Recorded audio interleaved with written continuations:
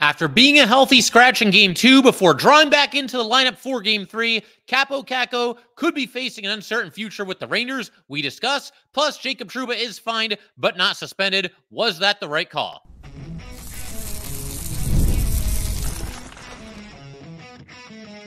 You're Locked on the New York Rangers, your daily podcast on the New York Rangers.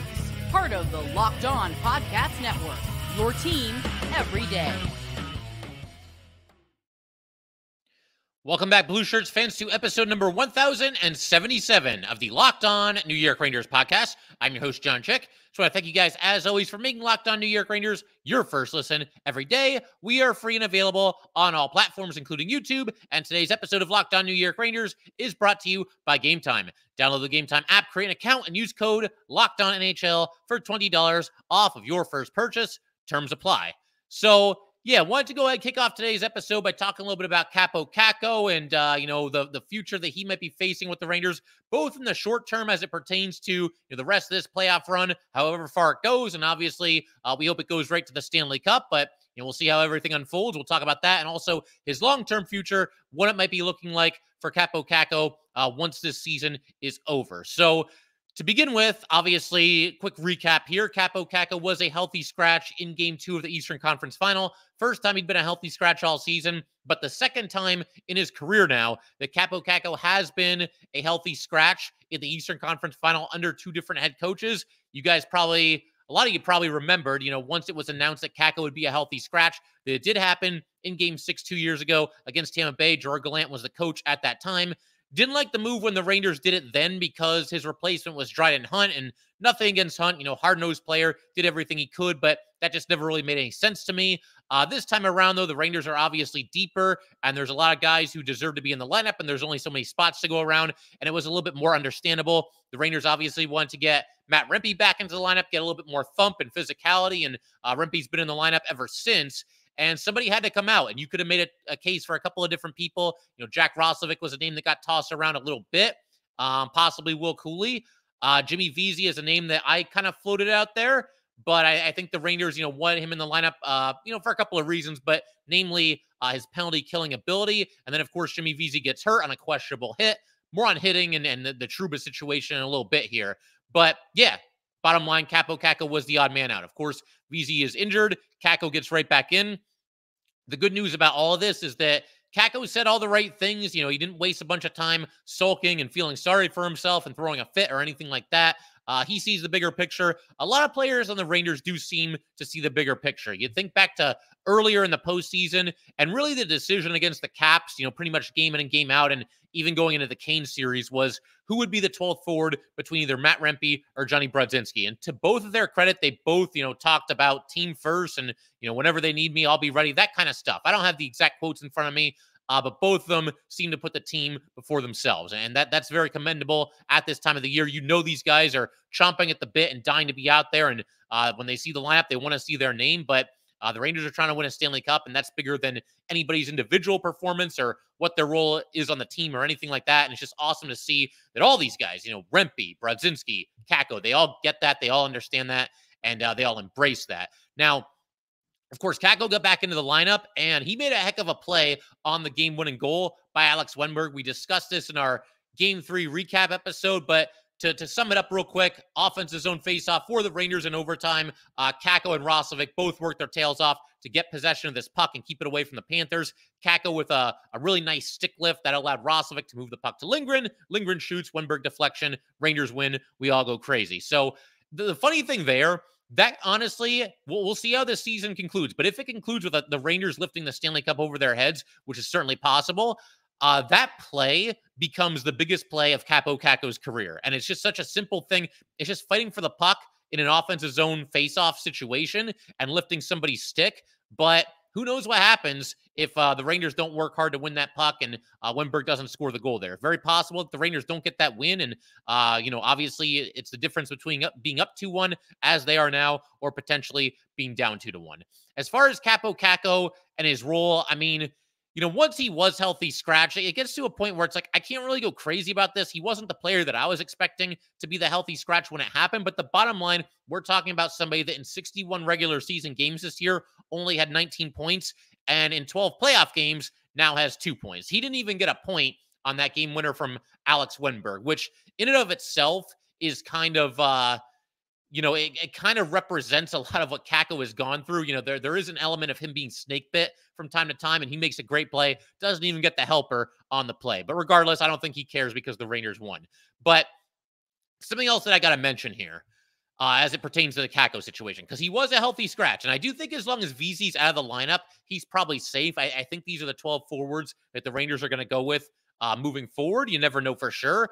Wheeler, I guess, could be an option. Johnny Brodzinski is still there. He could be an option. But I think the Rangers, especially if they keep winning, these will be the 12 forwards pretty much night in and night out. But I have to say that I hope that the Rangers, it gets to the trade deadline, and some people were a little bit underwhelmed by the moves that they made, and not so much the moves they did make, but maybe the moves they did not make, didn't really bring in any of the big-name players. And look, it's worked so far because the Rangers, what's their record in the playoffs now? They are 10-3, 2 wins away from going to the final. But I really do hope that the reason the Rangers didn't land a Frank Vatrano or one of the other big names that were available at the trade deadline was because Drury was clinging a little bit too tightly to Kaapo Kakko. And we don't know the answer to that. Were the Ducks asking they need to have Kaapo Kakko in a trade involving Vatrano, and Drury just wasn't willing to do it? We don't know, and we might never know, but I just hope that that's not the case, that we have a situation here where Kakko has gone from a trade deadline untouchable to a healthy scratch in the playoffs. That would not be good. I get the feeling that's probably not what happened, but I thought that it was at least worth tossing out here. And part of me doesn't even want to bring it up at all because look how well the Rangers are doing, right? I don't want to lament what they did and didn't do a few months ago at the trade deadline. What they've done so far has worked. And hey, 2 wins away from the Stanley Cup final, as I mentioned just a second ago. But I will say, long-term situation for Kakko, going to be a very interesting offseason. Kaapo Kakko is an impending restricted free agent with arbitration rights. He's coming off of or he will be coming off of a 2-year bridge deal that paid him $2.1 million per season. I don't know that he'd really be looking at a massive raise on that number, but I do think it's going to be tricky, handling Kaapo Kakko. I mean, do you keep him around at a reasonable cost, maybe just a slight pay bump from $2.1 million a season? Do you do like another kind of shorter contract with Kaapo Kakko? Do you try to trade him to somebody else? See, I don't love the idea of trading Kakko just because his value isn't very high right now, so I just don't think he'd get a whole lot back for him, and it's a prime buy low situation for another team. But then again, you've got the salary cap to worry about, and you've got other things that have to happen, and I don't think Kaapo Kakko can be a priority over guys that are free agents, not just this year, but maybe in the years to come after this, the next year, the year after that. You don't want to tie yourself up into too long of a contract with Kaapo Kakko, or too expensive of a contract either. Of course, the big X factor here, one of the big X factors, what is the salary cap going to be next year? The estimate that I'm seeing after, doing a little bit of research here, it looks like it's going to be $87.7 million, which will be up a little bit from the $83.5 million from this season that just happened. So maybe that opens the door a little bit for the Rangers possibly hang on to Kaapo Kakko, but could go a lot of different ways. And we'll discuss this more like in an off-season episode. And the truth is, I don't know what the future holds for Kaapo Kakko with the Rangers. It's possible this is his last season here. It's possible he's still here 5 years from now. Anything can happen at this point.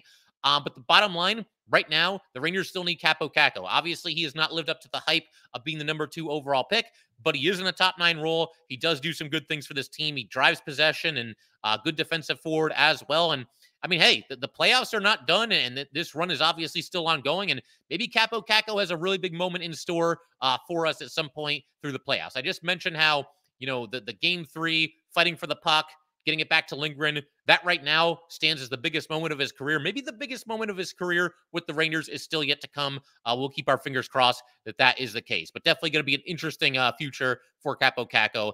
And for the time being, though, he's just got to go out there and play hockey and do everything he can to help the Rangers win and advance to the Stanley Cup final. But we're going to keep everything rolling in just a second. I'm going to have some thoughts on Jacob Trouba.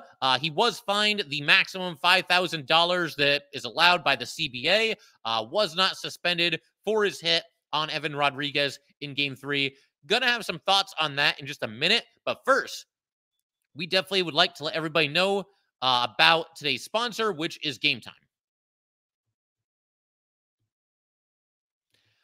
All right, let's go ahead and talk a little bit here about Game Time. Game Time makes getting the NBA Final tickets even faster and even easier. Prices on the Game Time app actually go down the closer it gets to the tip-off, with killer last-minute deals, all-in prices, views from your seat, and their lowest price guarantee. Game Time takes the guesswork out of buying NBA tickets.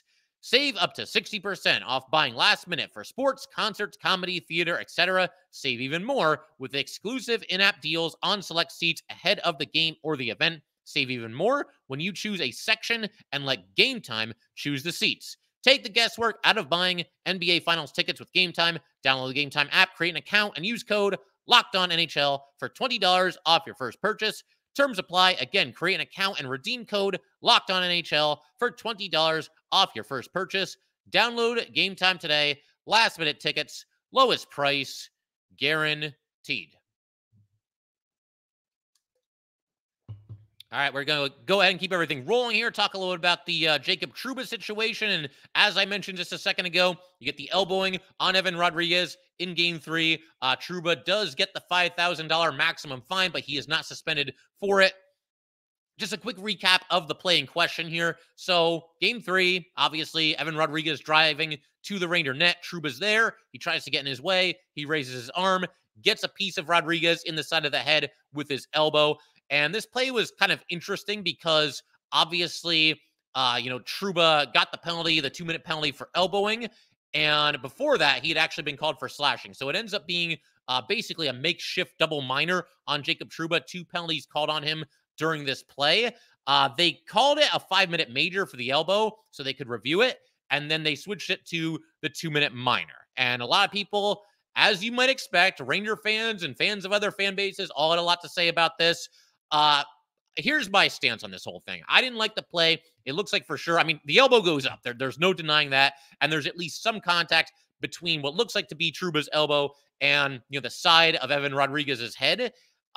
This happens, very quickly, and obviously everything's moving fast out there. But the bottom line, we got to admit, Jacob Trouba lifted his arm, his elbow was out, and it obviously made at least some contact with Evan Rodrigues. Having said all that, my stance on this whole thing is that based on what we've seen so far in the playoffs here, and keep in mind, we're in round 3. There's been a lot of series that have come and gone here. We're down to 4 teams remaining. Based on everything we've seen, based on the precedent that's been set as far as, what's a major and should this guy be ejected from the game and is the suspension worthy? Based on everything we've seen during this current playoff tournament, this to me is not a suspension worthy play from Jacob Trouba. It's a hit that I don't like. It borders on dirty. But when you look at everything that's happened so far, look at the entire, body of games that have been played so far in the playoffs. There has only been 1 suspension thus far. That was to Carson Soucy. Just a vicious cross-check after the game was over. The play was dead. The puck was not in play. A vicious cross-check to the, throat and head area of Connor McDavid. Game was over. And I think that carries some weight, too. With Jacob Trouba, there's people that don't like this. There's people that are going to call it dirty. I totally get it. If nothing else, it did happen during an actual play and during a situation where, look, Rodrigues is going toward the net with a lot of speed, a lot of momentum. He's trying to score the goal. Jacob Trouba, survival instincts or whatever you want to call it. He's doing everything he can to prevent Evan Rodrigues from scoring a goal. And I'm not condoning the elbow, not in the slightest. But you can at least make that argument that, well, at least it happened during a play. The only suspension that's happened so far was only for 1 game, and it happened once again after the game was over. Just a nasty cross-check. And I feel like looking at the playoffs this year, the precedent has been set that the NHL is not going to suspend somebody for playoff games unless it's a situation where somebody does something that is just absolutely savage and absolutely uncondonable. For better or worse, that's the precedent that's been set so far. And I'm going to stay consistent on here with some of the things that I've said, because the Panthers, they had a couple of questionable moments in Game 2, and I never once, I don't think I even mentioned the possibility of a suspension. If I mentioned the possibility, I just floated it out there. I didn't say, oh yeah, he definitely deserves to be suspended. So to recap it and to kind of compare this Trouba play to some of the other things that happened in this series, the hit by Lundberg on VZ. VZ is now week to week. Looked like he was at practice the other day, but he is week to week.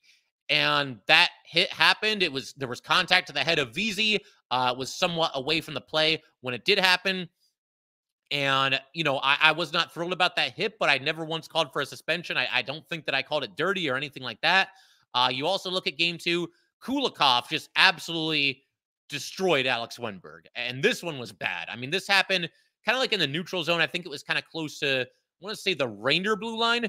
Wennberg did have the puck, not too long before the hit and had just gotten rid of it.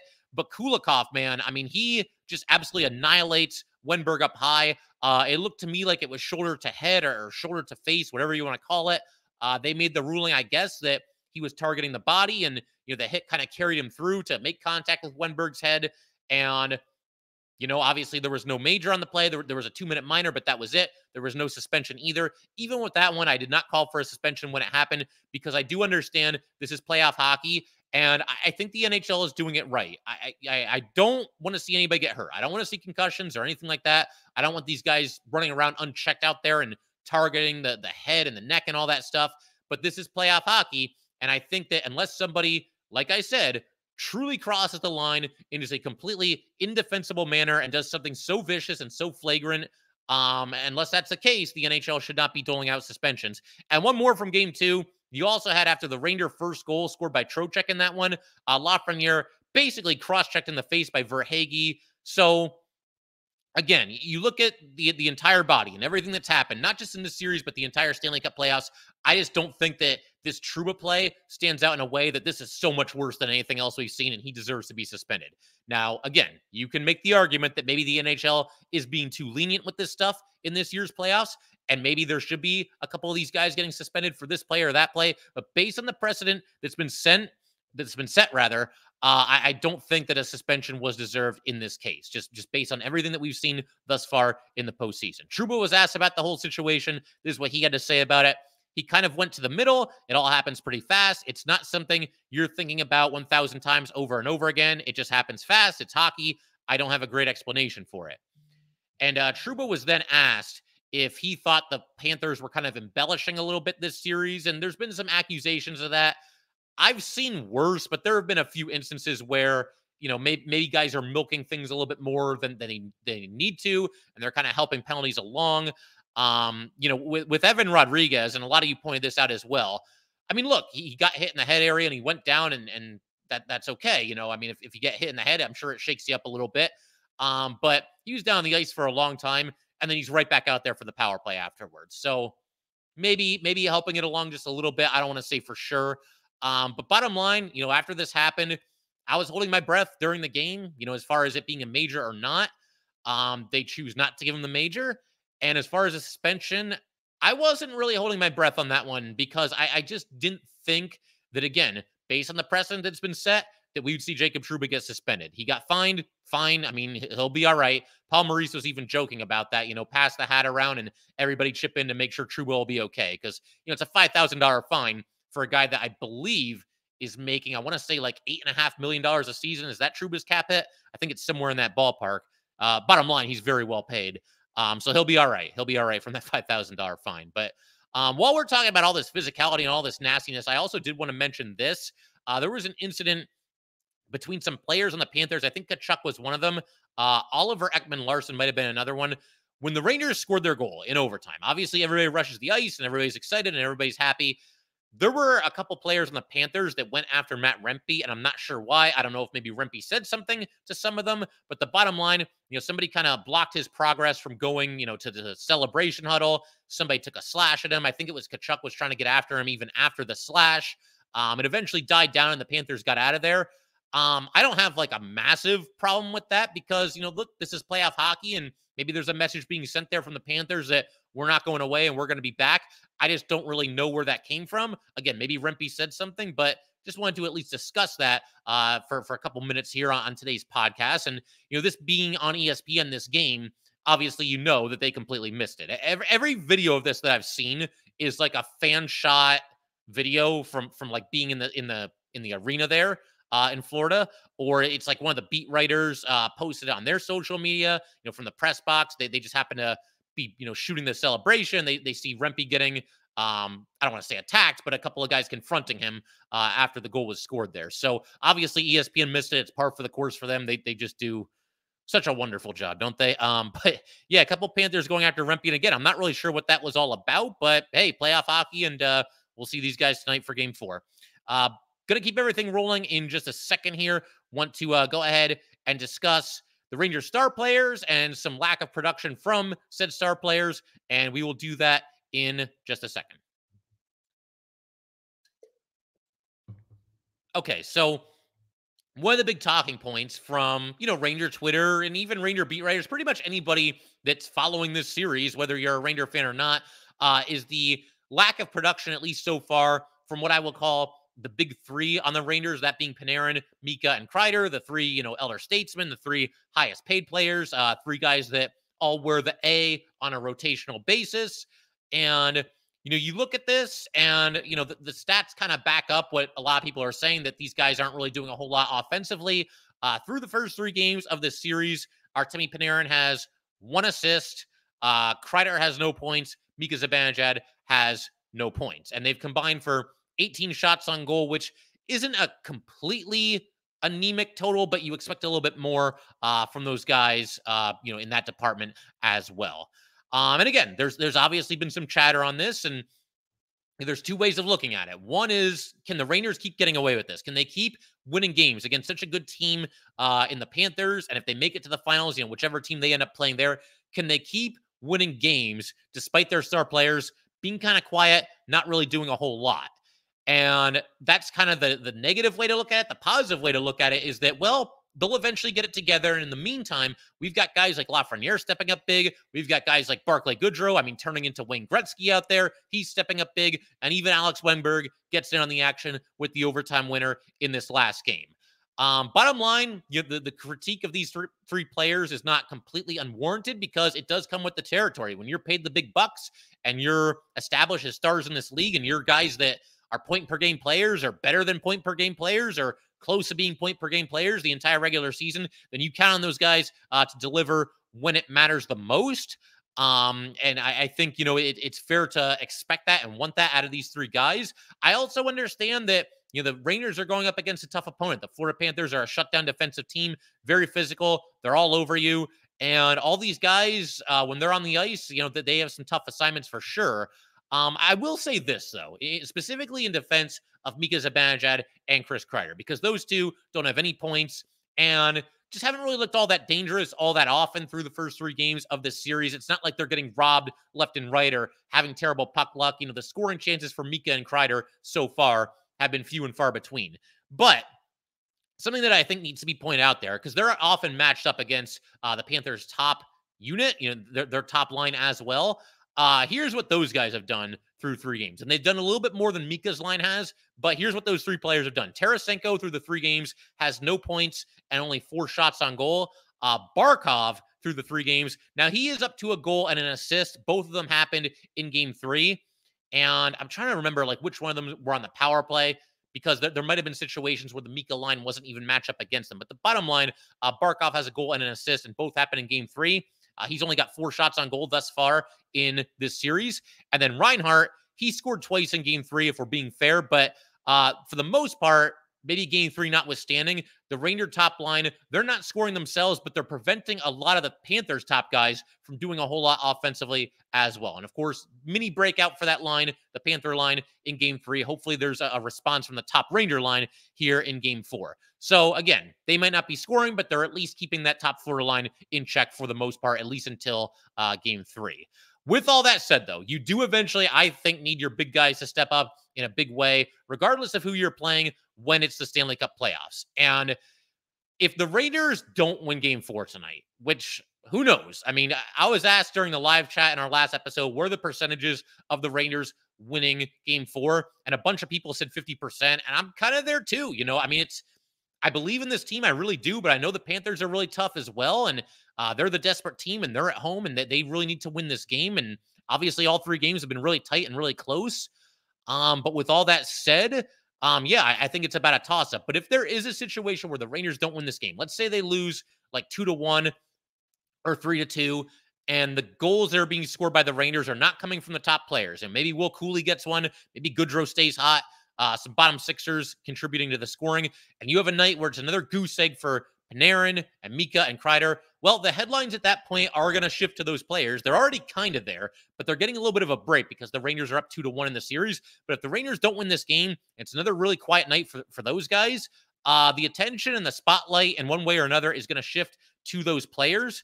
And as I mentioned earlier, it won't be completely unwarranted because I understand they're up against a tough opponent. I understand the nature of the beast in the Stanley Cup playoffs is that you're going to get into some games that are just grinds and there's not a whole lot of goals being scored and not a whole lot of offense and not a whole lot of room to maneuver out there. I understand all that. But at some point, we need Artemi Panarin to give us a Panarin-like performance. We need Mika Zibanejad to give us a Mika-like performance. Chris Kreider, I mean, look at what he did in Game 6. That was unbelievable, putting the team on his back, making sure the Rangers advance past the Canes, but quiet so far in this series. Sooner or later, we will need a Kreider-like performance as well. And I tried this in the last game. We'll try it again. Give me Chris Kreider for a tip-in power play goal in this game. I just think sooner or later he's going to get one.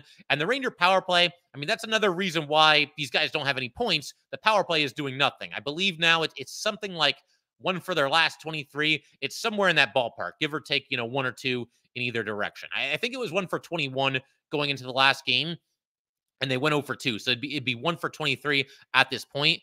But that's another thing that, hopefully needs to get a little bit better. It's nice the Rangers can win games in spite of losing the power play battle. But sooner or later, like I said, I think you need your top guys to be your top guys. And at some point, you're going to need a big performance from at least one of those guys. And give me, at the very least, I can see this being a low-scoring game again because, Igor versus Bob, and obviously both teams play great defense. But give me Chris Kreider scoring a power play goal. I just feel like he's due, and the Ranger power play unit is due. And again, glass half full here. I'm going to look at it as a positive. The Rangers have found ways to win despite getting outplayed at times here, despite losing the special teams battle, and despite some of their best players not producing a whole lot offensively. To me, I'm going to look at that as a good thing more than a bad thing. And at some point, they're going to be due, and they'll find it. And again, I think tonight's that night. I think you're going to see the Ranger top players go out there and play as such. But as far as tonight's game, buckle up. I'll say what we said when the Rangers were up 3-2 against the Canes, because that series was starting to get a little bit dicey. At the time, I said the Rangers need to treat Game 6 against the Canes as if they are down 3-2 rather than up 3-2, because that's the only way to really match your opponent's desperation. Same thing here. Look, the Rangers have already, in a way, done what they needed to do. You go into Florida 1-1, you got to get at least one of the two, and they've already done that. Man, there is just a universe of difference between being up 3-1 and being back to 2-2. You can take a stranglehold on this series and be going home with a chance to win on your home ice and punch your ticket to the Stanley Cup final. And the Rangers have to be aware of that. They got to be aware that this Florida team is going to play with desperation. We saw Florida last year. I mean, what a tough out they were, being down 3-1 to Boston, winning Game 5 in overtime, winning Game 6, winning Game 7 in overtime after tying it late. They're not going to go anywhere. So this is going to be an absolute battle, and the Rangers have to be prepared for it. I wouldn't be surprised if the Panthers get the jump on them in the first 8 or 10 minutes there. They are at home. They are desperate. But if the Rangers can hang in there, bend but don't break kind of a thing, Igor Shesterkin could do his thing, then I think that bodes well for them going forward. I think the Rangers will settle into their game and find a way to get better as the game progresses. I mean, a fast start would be wonderful by the Rangers, but on the road, I could see the Panthers getting a little bit of a jump on them, but they got to hang in there. As I said, weather the storm and eventually counterpunch. But, yep, that's it, man. Game 4 tonight. Let's go get another one and be up 3-1 by the next time that we all talk. We can call it there for today. If you guys would like to get in touch with this podcast, please send an email to lockedonnyrangers@gmail.com. Once again, there's lockedonnyrangers@gmail.com. Definitely give us a follow on Twitter as well, @LO_NY_Rangers. Once again, there's @LO_NY_Rangers. And definitely subscribe to the Locked On New York Rangers YouTube channel. Thanks again, guys. I will see you next time. Let's try that again. Where's the outro video? There we go. Have a good one, guys. Enjoy the game.